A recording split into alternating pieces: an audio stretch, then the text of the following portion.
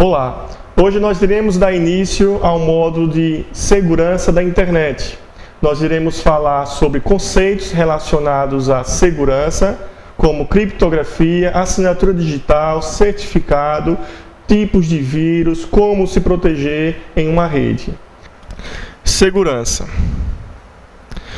Princípios da segurança de dados. Então, nós temos vários princípios que definem e garantem a segurança, que cai muito nas provas da ESAF.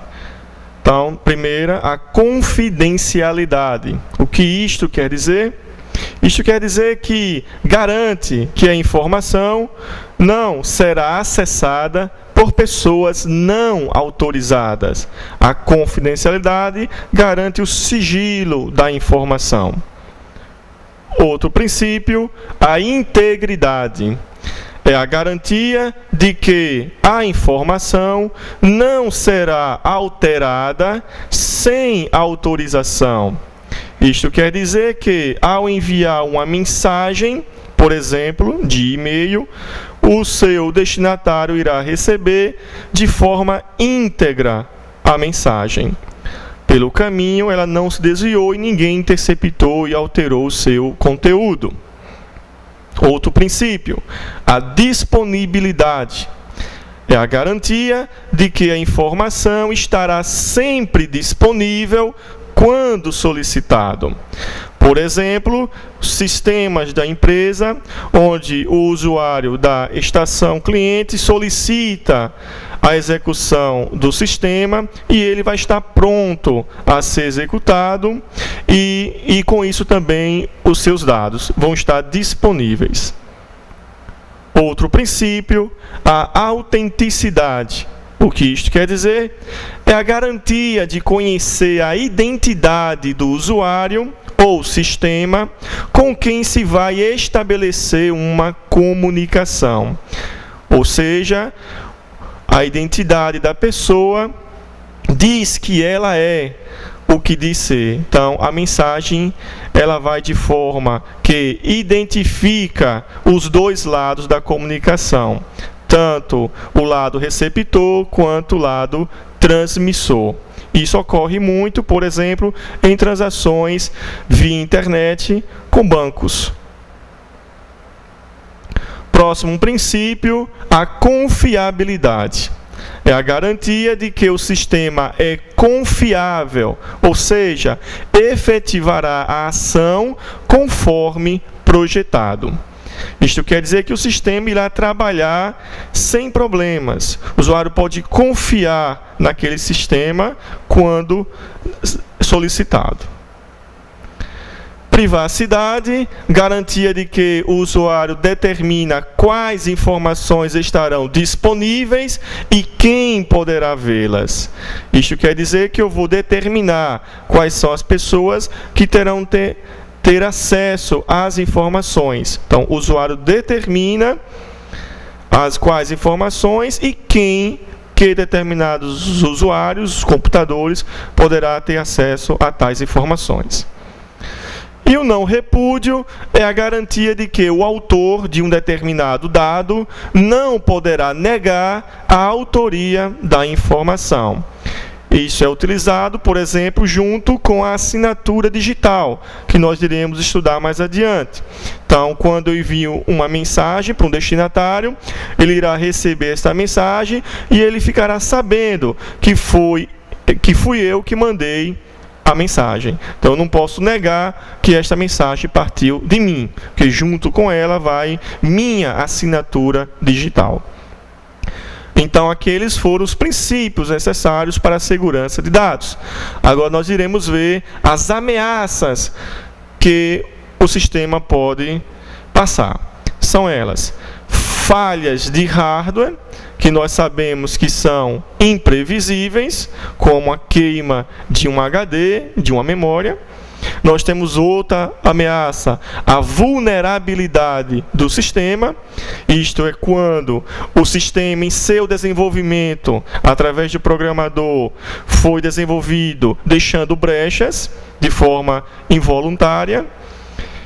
e ataques ao sistema, que são utilizados através de usuários mal intencionados, como nós temos o caso de hacker e cracker. O malware, que são programas prejudiciais. Então, todo malware são aqueles programas que irão causar algum dano ao sistema, como é o caso de um vírus de computador. E o backdoor, que são brechas intencionais. Nesse caso, foram deixadas pelo programador para que ele possa depois retornar ao sistema através de um caminho diferente, não conhecido pelos demais. Hacker, usuários avançados, que diferencia de cracker por ser um usuário avançado que quebram sistemas de segurança e burlam a anticópia e a antipirataria. Então, o hacker é aquela pessoa que entende, contudo, ele não vai causar danos sérios ao sistema, enquanto o cracker é aquele que invade e causa danos sérios aos dados. Spam é o envio em massa de e-mails não autorizados. Nós sabemos que existem programas anti-spams que são utilizados para bloquear o recebimento desses e-mails. Então, ele serve como filtragem de conteúdo. Geralmente, essa filtragem é feita através de dados utilizados no próprio conteúdo da mensagem ou no cabeçalho, como exemplo, quando a mensagem vem dizendo assim, compre isso, você ganhou isso. Então, isso é uma forma de filtrar. Quando aparecem essas mensagens, o anti-spam irá filtrar, irá deletar essas mensagens. Então, o spam é quando um determinado computador envia milhares ou milhões de mensagens sem a autorização do seu destinatário, enchendo sua caixa de mensagem e deixando não só a rede lenta, como também o seu computador cheio de coisas inúteis. E o scam são técnicas para enganar usuários. Eles enviam programas maliciosos. Exemplo, quando você recebe um e-mail e nele tem a informação que você tem que, digamos, alterar sua senha do banco. Então, técnicas utilizadas para enganar o usuário. Ou então, tem lá uma mensagem que diz que você tem que abrir, que é de uma pessoa conhecida sua, por exemplo, uma foto que você tem que ver, e quando você clica, ele, em vez de exibir uma foto, vai fazer um download para o seu computador de um programa de forma oculta que irá causar danos sérios ao sistema. Então, vamos ver os malwares. Nós temos exemplos de malware: vírus de computador, trojan, spyware, adware, sniffer e worm. O vírus de computador é um arquivo autoexecutável que irá causar dano ao sistema. Então, este vírus ou este arquivo, ele geralmente é introduzido de forma oculta, sem a pessoa ter noção do que está acontecendo, e quando ele é executado, ele irá causar um tipo de dano. Existem vários tipos de vírus. Exemplo, vírus executável, como também chamado vírus de arquivo, que é aquele vírus que possui a extensão de arquivo .exe, .com ou .sys, que irá executar um determinado programa, um mini programinha. Temos o vírus de boot. Boot quer dizer carregar o sistema, iniciar o sistema. Então, o vírus de boot, ele é alojado dentro da área de inicialização do disco rígido. Toda vez que você liga o computador, antes de acionar o seu sistema operacional, o vírus de boot é executado. Então, primeiro executa-se o vírus de boot, não permitindo que o seu sistema operacional seja executado de forma correta. E também nós temos o vírus de macro. Macro é uma ferramenta muito utilizado pelo pacote Microsoft Office, junto com a linguagem Visual Basic para o Office, que permite que instruções automáticas sejam executadas em documentos do Word e do Excel. Então, o vírus de macro vai causar dano aos arquivos, documentos criados pelo pacote Microsoft Office. E o vírus polimórfico é aquele vírus mutante, que muda a sua sequência lógica, muda a sua programação para burlar os sistemas de antivírus.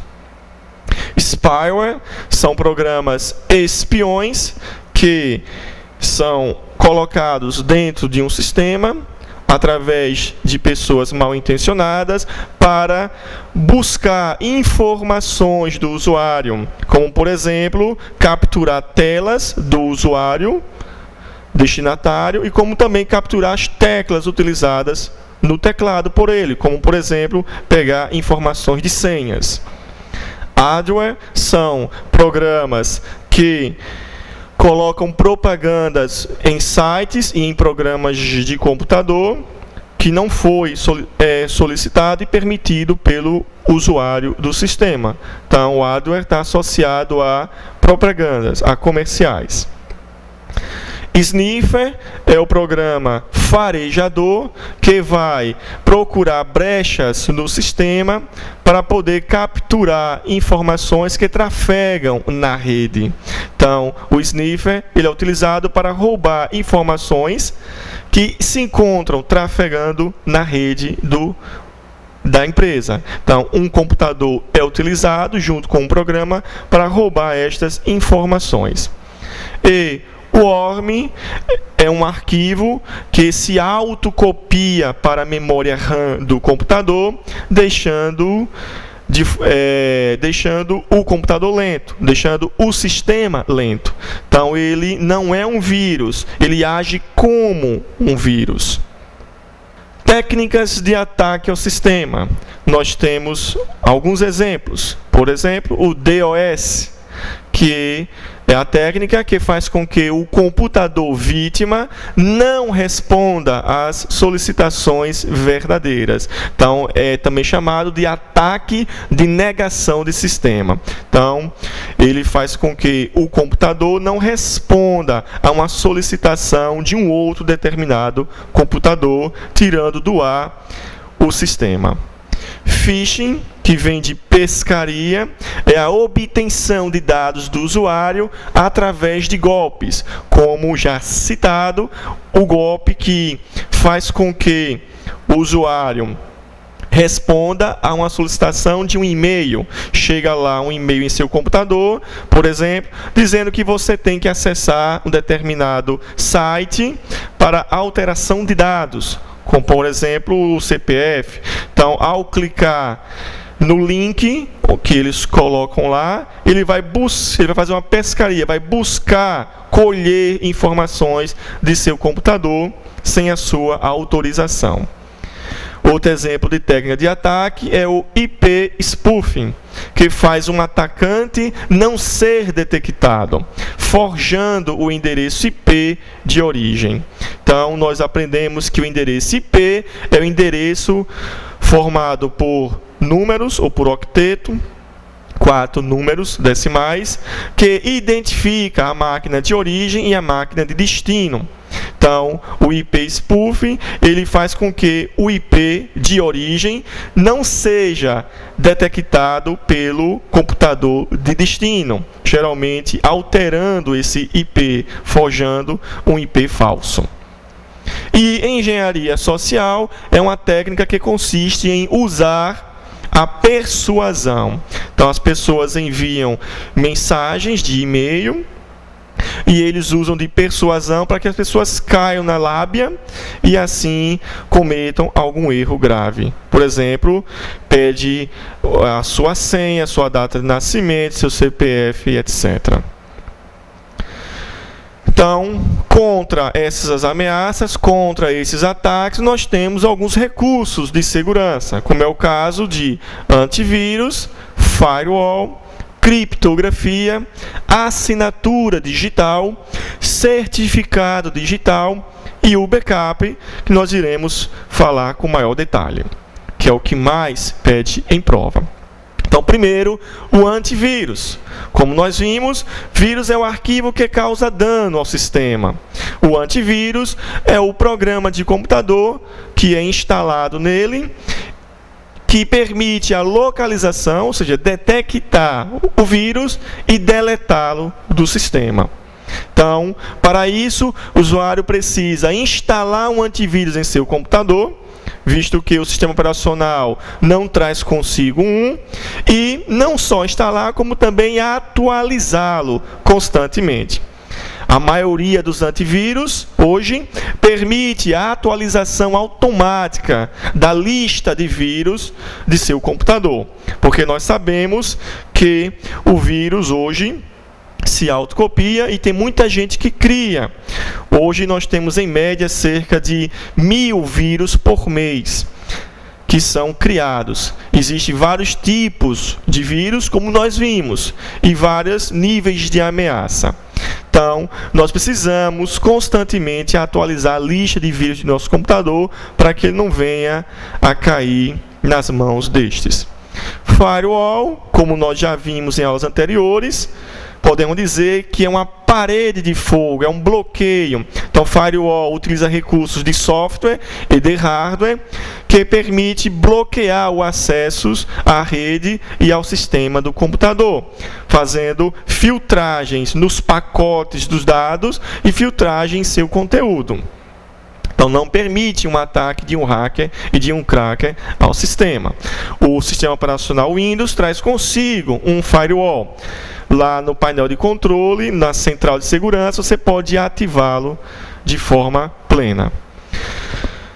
A criptografia é o processo matemático utilizado para reescrever uma mensagem de forma embaralhada, para que não seja possível a sua leitura por usuários que não possuam a chave que permite desembaralhar ou decodificar a mensagem. Então, para a criptografia, nós temos a mensagem original, que é a mensagem em si, escrita numa linguagem compreensível. Nós temos o cifrar, que é a mesma coisa que encriptar ou criptografar, que nada mais é que o processo que permite codificar a mensagem original, ou seja, transformando em uma mensagem codificada. E nós temos o algoritmo de criptografia, que é o programa ou a sequência usada para realizar a codificação e a decodificação dos dados. Nós temos a mensagem cifrada, que é a mensagem embaralhada, e temos o decifrar, que é o processo de transformar uma mensagem codificada em uma mensagem decodificada, ou seja, original. Então, nós vimos que utiliza a mensagem, utiliza uma chave, que é um número binário usado para cifrar ou decifrar a mensagem, e nós temos também o tamanho da chave, que é a medida em bits do tamanho do número usado como chave. Então, quanto maior a chave, mais complexa, mais difícil será a descoberta dessa chave. E nós temos dois tipos de criptografia. A criptografia simétrica, que utiliza apenas uma chave, e a criptografia assimétrica, também chamada de chave pública, que utiliza duas chaves diferentes. Uma que pode ser destruída, que é a pública, e a outra que é pessoal, que é a privada. A assinatura digital. Então, a assinatura digital é o meio pelo qual os originadores de uma mensagem, de um arquivo ou de outras informações codificadas digitalmente, vinculam sua identidade às informações. O processo de assinar informações digitalmente implica a transformação da informação, assim como de algumas informações secretas mantidas pelo remetente, em uma marca chamada de assinatura. As assinaturas digitais são usadas em ambientes de chave pública, como nós vimos, e fornecem serviços de integridade e de não repúdio. Integridade porque, junto com a sua mensagem, vai a assinatura. Então, lá a pessoa identifica o usuário remetente, com nome, endereço, telefone, etc. E o não repúdio, porque o destinatário fica sabendo que foi você que mandou aquela mensagem e não outra pessoa se passando por você. Certificado digital é o documento digital usado normalmente para autenticação e troca segura de informações em redes abertas, como é a internet, a extranet e intranets. Um certificado vincula de modo seguro uma chave pública à entidade que mantém a chave particular correspondente. Os certificados são assinados digitalmente pela autoridade emissora de certificado, chamadas também de AC, que é a autoridade certificadora, e podem ser emitidos para um usuário, um computador ou um serviço qualquer.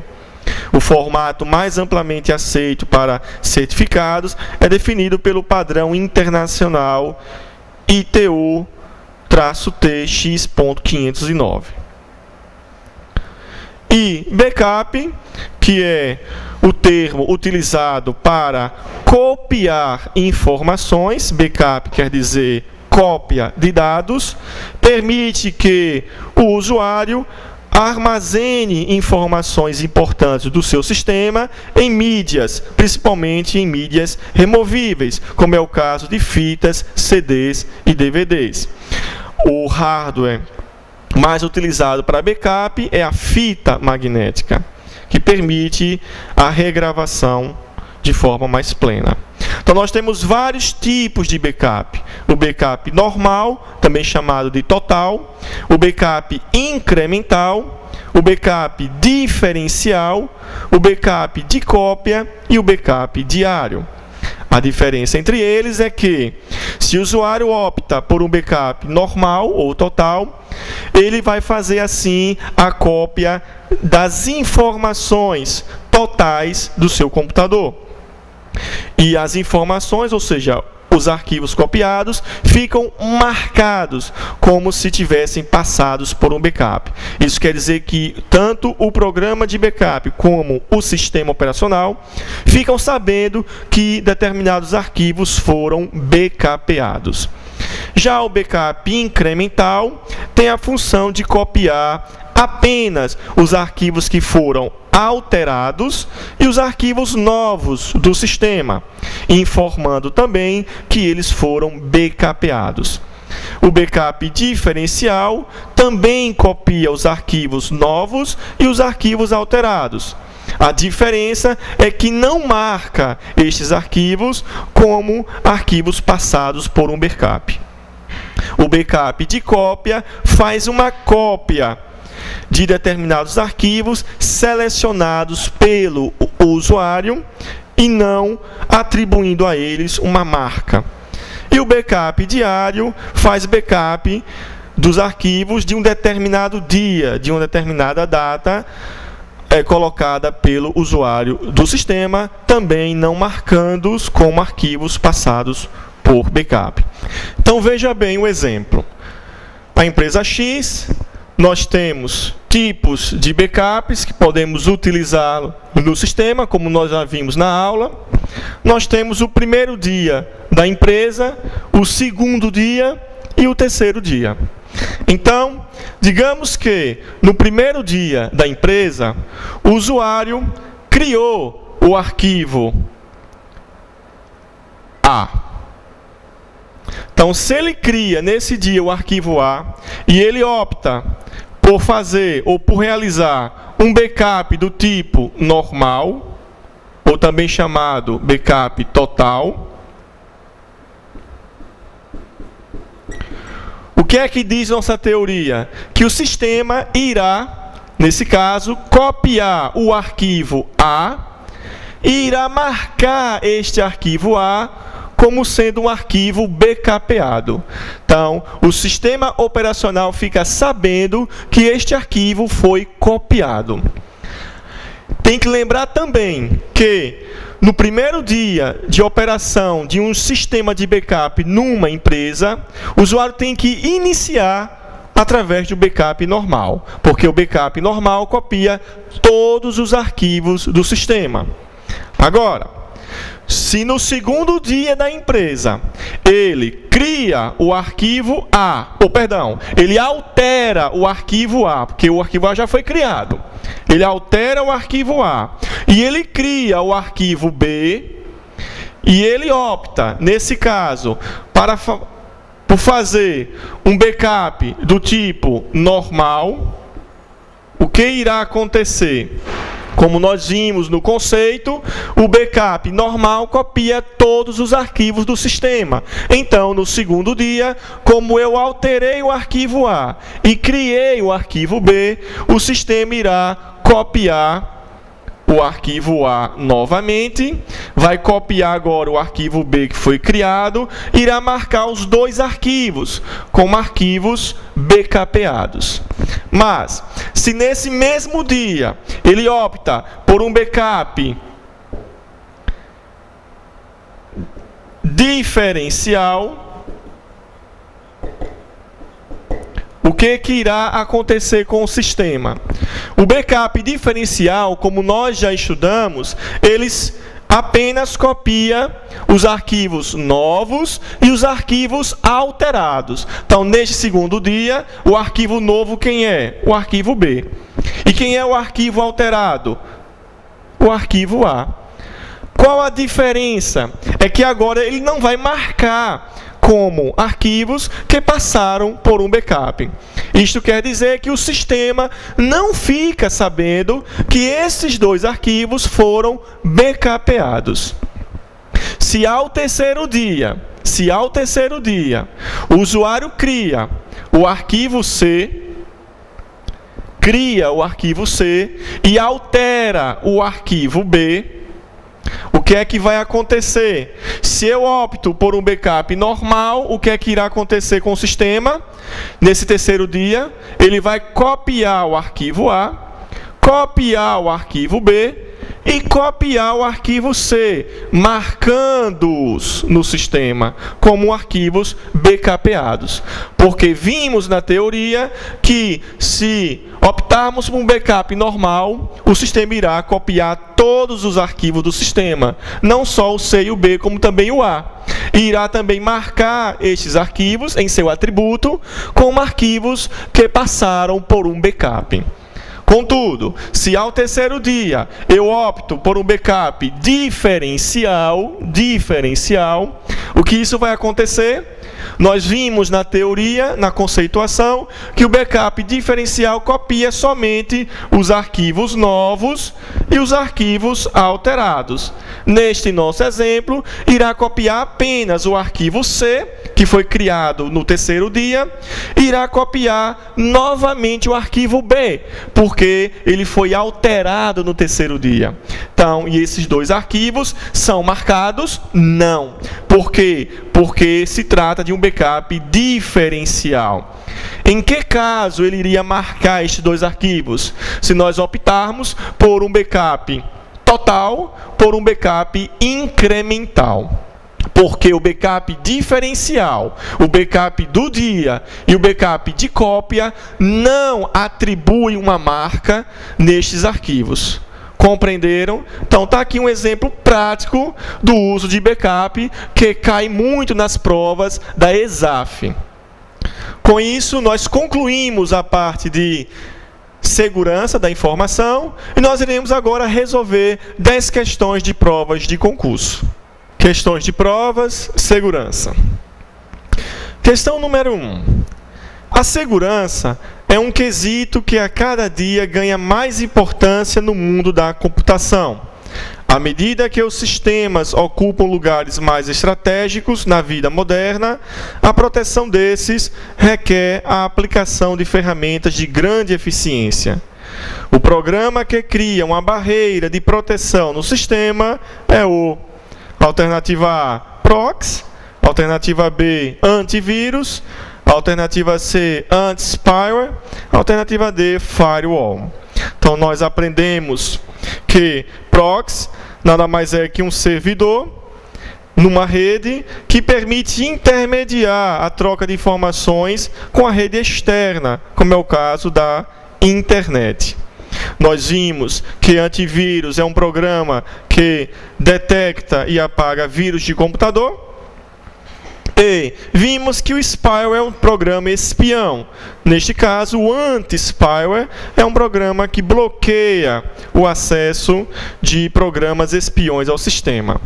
Contudo, ele fala aqui no final da pergunta que o programa que cria uma barreira de proteção do sistema, ou seja, ele está falando de termos mais genéricos, ele vai criar uma barreira geral e não apenas contra espiões. Então, nesse caso, é o firewall, que o firewall irá realmente criar uma parede, um bloqueio, não só para acessos não autorizados de hackers, crackers, de intrusos, como também de programas maliciosos em seu sistema. Então, resposta é D de dado. Questão de número 2. Tradicionalmente, realiza a proteção de máquinas de uma rede contra os ataques, tentativas de invasão, provindos de um ambiente externo. Trata-se de alternativa A, roteador. Alternativa B, antivírus.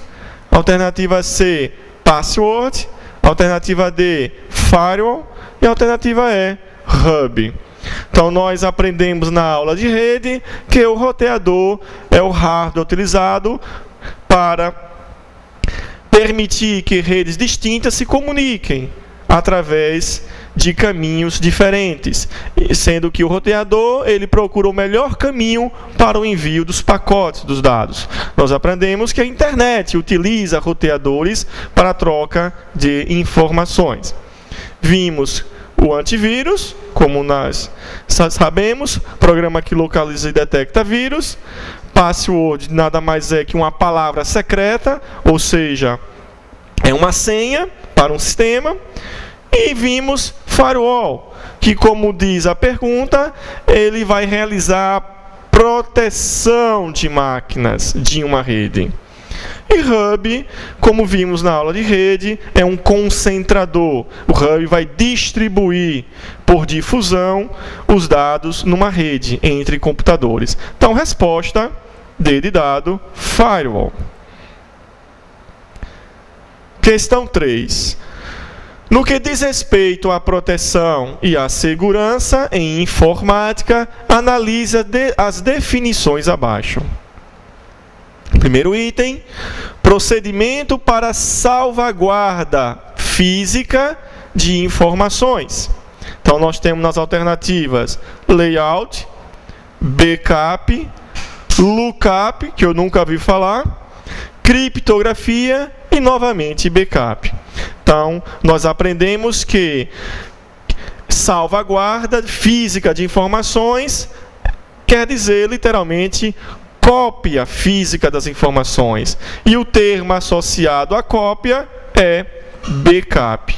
Então, nós podemos eliminar a alternativa A, a alternativa C e a alternativa D, porque não falam de backup.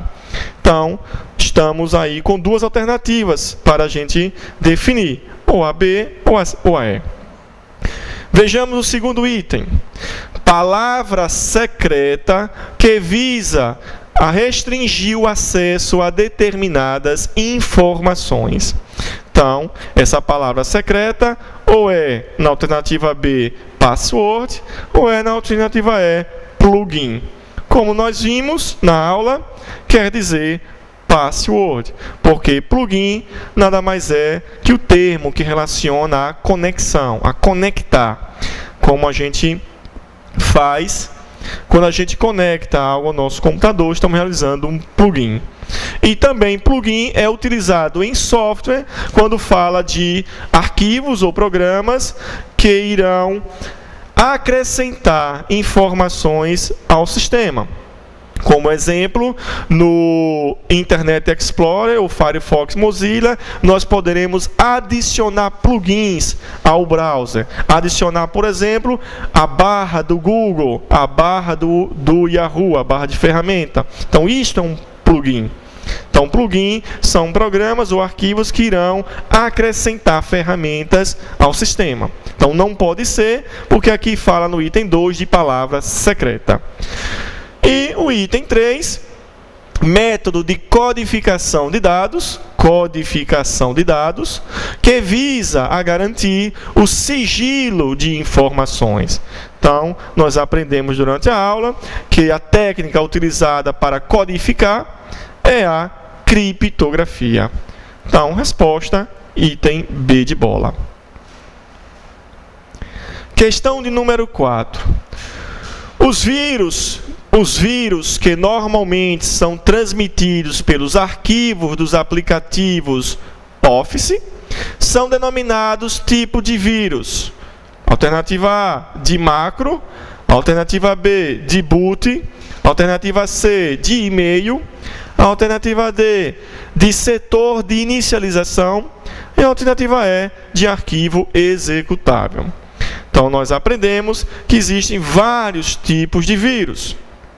E vimos que o vírus de macro é aquele utilizado em documentos do Word e do Excel, porque macro é uma ferramenta utilizada para instruções automáticas. Então, resposta é letra A. Não pode ser vírus de boot, porque o vírus de boot ele irá infectar o setor de inicialização do sistema. E vírus de e-mail, ele não